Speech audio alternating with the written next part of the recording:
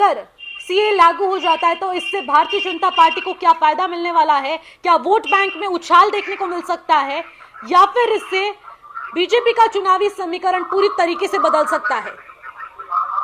देखिए, बीजेपी का vote bank certainly CA के आने के बाद बढ़ेगा और जो मुझे लगता है बीजेपी ने काफी सोच समझ के अपना ग्राउंड वर्क करके तब इसकी तैयारी करके तब ये अनाउंसमेंट किया है। बीजेपी की ऐसी पार्टी नहीं है जिसमें एक नेता कुछ बोले, दूसरा नेता कुछ बोले, तीसरा नेता कुछ बोले। ये बड़ी संगठित पार्टी है, ग्राउंड वर्क पहले करती है, उसके बाद उसको इम्प्लीमेंट करने की कोशिश शुरू करती है।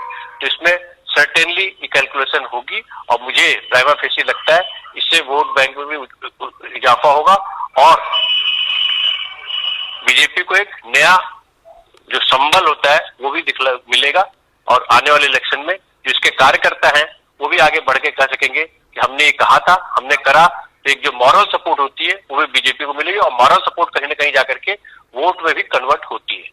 बिल्कुल राजेश्वर जी, पहले राम मंदिर जो कि बहुत बड़ी चीज थी क्योंकि सालों से इस मामले को लटकाया जा रहा था और उसके बाद जब राम मंदिर का निर्माण हो जाता है और इस भव्य राम मंदिर में प्राण प्रतिष्ठा हो जाती है श्री राम लला की, तो ये बहुत बड़ा और बहुत ही ऐतिहासिक जिसे कहेंगे दृश्य था। लेकिन इसके बाद अब पूरे सदन में इस हंगामे के बीच सीए लागू करने की बात कही जाती है, वो भी लोकसभा चुनाव से पहले। तो क्या Ram Mandir plus CA equals to PM Modi हो जाएगा 2024?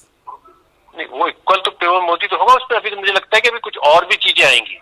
जैसे मुझे जो ऐसा लग रहा है कि शायद कहीं ऐसा ना हो कि वन नेशन वन इलेक्शन की बात भी आने लग जाए, महिलाओं के लिए भी कोई डेट फिक्स करने लग जाए कि जी हम जो कह रहे हैं जितने साल का ये होगा।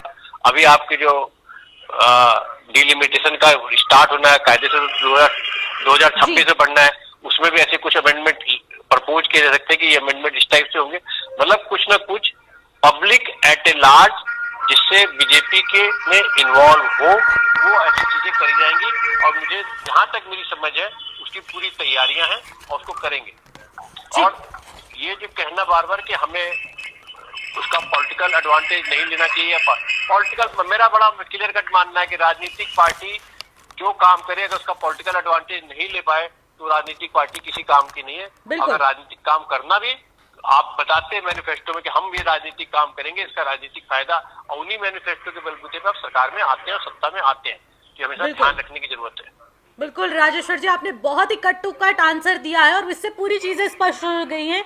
बहुत बहुत शुक्रिया आप तीनों मेहमानों का हमारे साथ जुड़ने के लिए। फिलहाल इस चर्चा में बस इतना ही और आपको बता दें कि मुद्दा विशेष के इस खास कार्यक्रम में जो सबसे बड़ा मुद्दा था कि लोकसभा चुनाव से पहले सीए लागू हो जाएगा, इसको लेकर आज चर्चा की। हमारे साथ राजनीतिक विश्लेषक भी जुड़े थे, भाजपा के प्रवक्ता जुड़े थे, कांग्रेस के प्रवक्ता भी जुड़े थे और सभी का मानना यही है कि सीए से भारतीय जनता पार्टी के चुनावी समीकरण में बहुत ज्यादा फायदा होने वाला है और कहीं ना कहीं सियासी गलियारों में एक बहुत बड़ा उछाल देखने को मिल सकता है। लेकिन वहीं कांग्रेस इसका विरोध प्रदर्शन कर रही है।